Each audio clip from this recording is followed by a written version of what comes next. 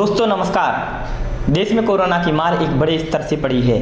संभवतः देश में ऐसा कोई शहर या गांव नहीं जहां संक्रमित ना मिले हों। ऐसे में सरकार से कई सारे सवाल हैं जिन पर चर्चा होनी जरूरी है।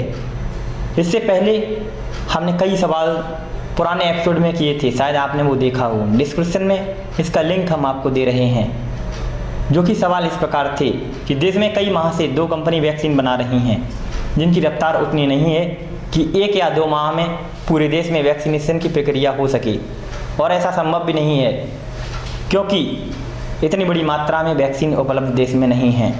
तो सरकार इनसे उन फार्मूलों को क्यों नहीं ले लेती जिस पर वैक्सीन बन रही है, और अन्य वैक्सीन निर्माता कंपनियों को बनाने के लिए अनुमति क्यों नहीं देती? क्या सरकार इन 2 कंपनी को ही लाभ पहुंचाना चाहती है और देश की जनता मरे, लेट वैक्सीन हो, यही हथकंडा है क्या? अरे कई कंपनियों को इसके निर्माण की अनुमति दीजिए और फटाफट बोलिए कि तीव्रता से वैक्सीन बनाएं और पूरे देश में टीकाकरण हो जाए, बस झंझट खत्म हो जाएगा।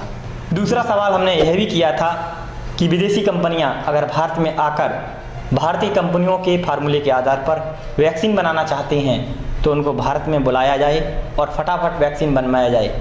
अब इन्हीं कुछ सवालों के साथ दिल्ली के मुख्यमंत्री अरविंद केजरीवाल ने भी सरकार को घेरा है। एक बार उनका यह वीडियो आपको सुनवाते हैं। कोरोना से लोगों की जान बचाने के लिए हमें देश में वैक्सीन की उपलब्धता तुरंत बढ़ानी पड़ेगी। इसके लिए केंद्र सरकार को मेरे 4 सुझाव हैं। पहला, भारतीय बायोटेक कंपनी जो कोवैक्सीन बनाती है वो अपनी वैक्सीन का फॉर्मूला दूसरी कंपनियों को देने को तैयार हो गई है। देश में वैक्सीन बनाने वाली ढेरों कंपनियां हैं। केंद्र सरकार तुरंत उन सभी कंपनियों को बुलाए और उन्हें आदेश दे, उनसे रिक्वेस्ट ना करे, उन्हें आदेश दे कि वे सभी कंपनियां युद्ध स्तर पर समयबद्ध तरीके से वैक्सीन बनाना तुरंत चालू करें। मैं पूरी विनम्रता से कहना चाहता हूं कि इन सभी कंपनियों को अगले 24 घंटे में बुलाकर ये आदेश दिए जाएं। मेरी बात को अन्यथा ना लिया जाए। इस वक्त एक एक दिन कीमती है, इसलिए मैं ये बात कह रहा हूं। दूसरा सुझाव, सभी विदेशी वैक्सीन, जितनी विदेशी वैक्सीन है उनको भारत में इस्तेमाल करने की तुरंत इजाजत दी जाए। ये भी 24 घंटे में होना चाहिए, इसमें भी बिल्कुल देरी ना की जाए। और विदेशी वैक्सीन के जितने निर्माता हैं उनसे भारत सरकार बात करे। अभी भारत सरकार ने राज्यों पे छोड़ दिया कि स्टेट्स बात करें, हर राज्य अपने अपने स्तर पे विदेशी कंपनी वालों से बात करे। ये कोई अच्छा लगता है?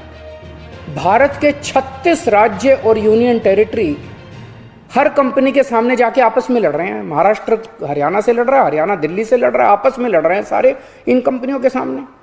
इससे विदेशों में भारत की क्या छवि बन रही है?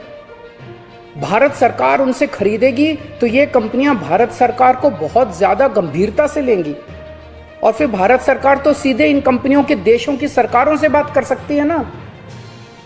और भारत सरकार जब इन कंपनियों से बात करेगी तो भारत सरकार तो कई 100 करोड़ की वैक्सीन खरीदने की बात करेगी, तो जाहिर है ये कंपनियां भारत सरकार से कहीं ज्यादा अच्छे से बात करेंगी।